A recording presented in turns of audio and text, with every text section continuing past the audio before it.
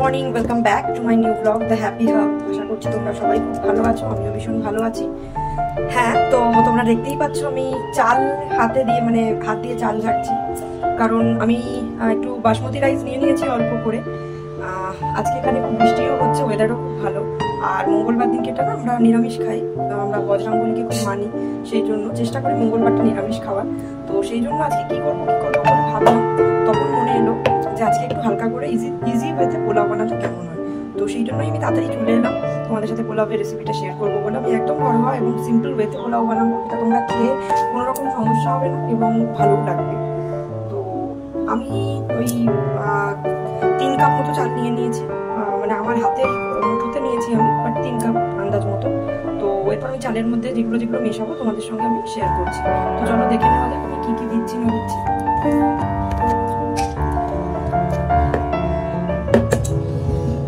আমি নিয়ে নিলাম একটা চামচে করে। আমি প্রথমে যেটা নেব, কালারের জন্য কিন্তু আমাকে হলুদ দিতে হবে, নাহলে কিন্তু পোলাওয়ের কালার আসবে না। যারা মনে করছো যে তোমরা ইউজ করতে চাইছো ওই ফুড কালার, সেটা করতে পারো, কিন্তু ফুড কালারটা হেলথের জন্য অতটা ভালো হয় না। তো আমি নুন দিয়ে দিচ্ছি পরিমাণ মতো, তোমরা যে যেরকম নুন খাও দিও। আমি 1.5 চামচ মতো দিলাম। আর এবার যেটা most important and crucial for pulao is চিনি।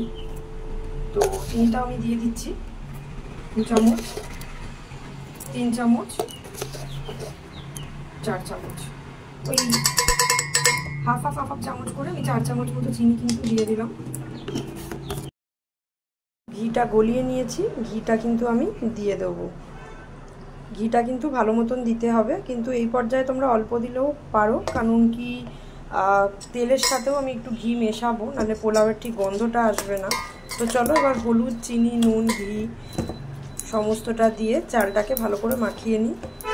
বন্ধুরা, আমার ক্যামেরা ধরার আমি বলেছিলাম আগের দিন, কেউ নেই, তো সেই জন্য হয়তো আমি একটু অসুবিধে হচ্ছে, বা আমি হয়তো প্রপারলি মানে যেগুলো করছি বা দেখাচ্ছি হয়তো দেখাতে পারছি না। তো চলো চালটাকে ভালো করে মেখে নিই, চেষ্টা করছি তোমাদের যতটা সম্ভব ভালোভাবে দেখানো। তো এই দেখো আমি চালটাকে কিন্তু সুন্দর করে মেখে নেবো।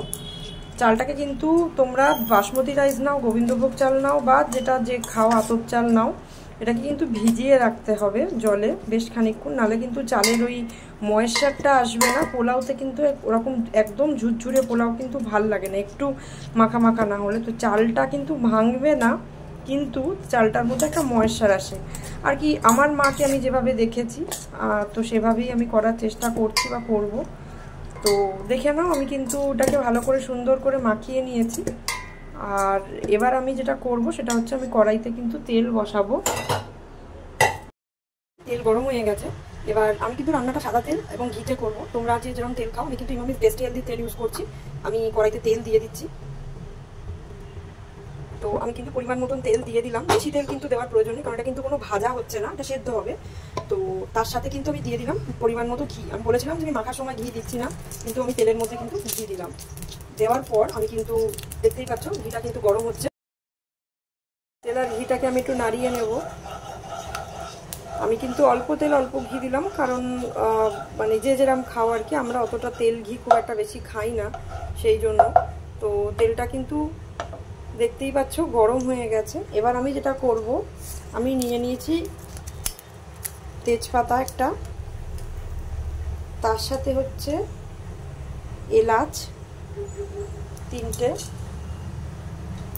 2টো লবঙ্গ, আর একটা কিন্তু দারচিনি। আমি ছোট্ট একটা 1/2 ইঞ্চির দারচিনি আমি কিন্তু ভেঙে এই দিয়ে দিলাম। দিয়ে এটাকে কিন্তু আমি ভালোভাবে আগে নাড়িয়ে নেবো, একটু ভাজা ভাজা করে নেবো।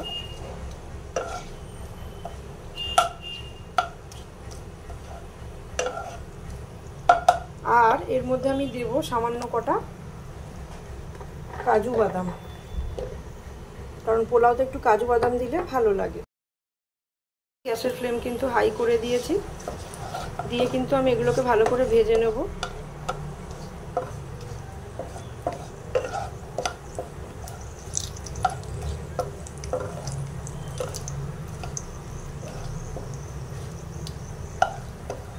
এটা হালকা কিন্তু ভাজা ভাজা হলে আমরা যে মাখানো চালটা রেখে দিয়েছি ওটা কিন্তু দিয়ে দেবো।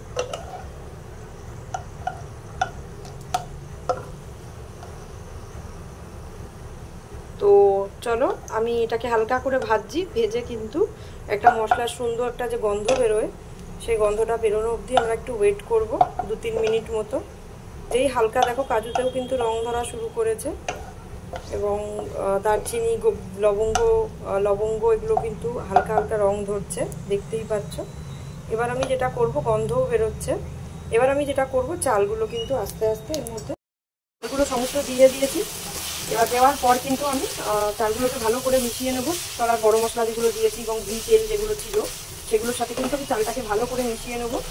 মিশিয়ে নিয়ে কিন্তু আমি যতটা চাল নিয়েছি তার সমপরিমাণ কিন্তু জল দেবো। তার থেকে হাফ কাপ কি 1 কাপ বেশি জল দিতে হবে, মানে চালগুলো সেদ্ধ হবে না, সেটা আমি বলে দিচ্ছি। আমি যেরকম তোমার 2 কাপ জল নিয়েছি সেই হিসাবে আমি কিন্তু 2.5 কাপ থেকে 3 কাপ মতন জল এর মধ্যে দিয়ে দেবো এবং সেটা কিন্তু আন্দাজে দেবো, আমি আন্দাজ করে। কারণ আমার কাছে কিন্তু মানে 2 কাপ বা 3 কাপ জল দেওয়ার মতন সেভাবে কোনো মেজারমেন্ট কাপ নেই। আমি যতটা যেটাই দেবো সেটা পুরোটাই আন্দাজে দেবো। তো আমি দেখো এটা কিন্তু ভালোভাবে চালটাকে মিশিয়ে নিয়েছি। তো 1 গ্লাস জল আপাতত দিচ্ছি। এটা কিন্তু 1 কাপের সমান আমি কিন্তু মেজারমেন্ট করে দিলাম। আরও 1 কাপ জল হয়তো আমাকে দিতে হবে, সেটা আমি মেশানোর পর বুঝতে পারবো। তোমরা যারা রান্না করবে তারা বুঝে দিও, কারণ আমি যেহেতু এই কড়াইটা একটু ছোট, তো এর সাথে যাতে উপচে না পড়ে বা কোনো রকম কিছু স্টিমে অসুবিধে না হয় সেই জন্য কিন্তু বুঝে জল দেব। আমি কিন্তু দেখো 1 কাপ জল দিয়ে দিয়েছি, বড় কাপের 1 কাপ মতো। আর সামান্য আর একটু জল, হাফ গ্লাস মতো জল নিয়ে এসেছি, সেটা কিন্তু আমি মেজারমেন্ট হিসাবে মিশিয়ে দেব যতটা আমার মনে হচ্ছে দেওয়া উচিত। তোমরা যারা রান্না করবে, আমি কিন্তু এটা পুরোটাই দিয়ে দিলাম, তোমরা যারা রান্না করবে তারা কিন্তু বুঝে দিও।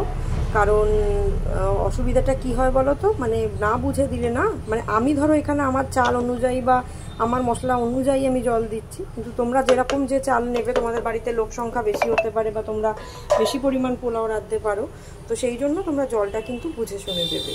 এবং এরপর কিন্তু আমার কিছু সেরকম করার নেই, আমি ঘি উপর থেকে একটু দিয়ে দেব, যে ঘিটা একটু ছিল আমি সামান্য একটু দিয়ে দেবো। দেওয়ার পর আমি কিন্তু এটাকে ঢাকা দিয়ে দেবো। এটা আমাদেরকে একটা ইজি পোলাও রেসিপি শেয়ার করলাম আজকে, কেমন লাগলো জানিও। আর ভালো লাগলে একটা ছোট্ট লাইক, শেয়ার আর সাবস্ক্রাইব করে দিও আমার চ্যানেলটাকে, কারণ তোমাদের সাপোর্ট, তোমাদের পাশে থাকাই আমাকে মোটিভেট করবে এরকম আরও সুন্দর সুন্দর কিছু রান্না বা ব্লগস বা কিছু ভিডিওস আপলোড করতে তোমাদের সঙ্গে। তো আশা করছি তোমরা সবাই পাশে থাকবে এবং আমাকে অনেক ভালোবাসা দেবে, যাতে আমি আরও এগিয়ে যেতে পারি। এবং চেষ্টা করবো আরও ভালো কিছু ভিডিও বা কুকিং ভিডিও যেটাই হোক, আমি তো ডেইলি লাইফের সমস্ত কিছু তোমাদের সঙ্গে শেয়ার করব। তো এরকম ছোটো ছোটো আরও সুন্দর সুন্দর জিনিস তোমাদের সঙ্গে আরও শেয়ার করার ইচ্ছে রইল এবং করবো ভবিষ্যতে। তো চলো আজকে এই পর্যন্তই, টাটা বাই বাই। আবার সবাই ভালো থেকো, সুস্থ থেকো, আবার দেখা হবে নতুন একটা ব্লগ নিয়ে, নতুন একটা লাইভ নিয়ে। তো সাথে থেকো, পাশে থেকো, টাটা।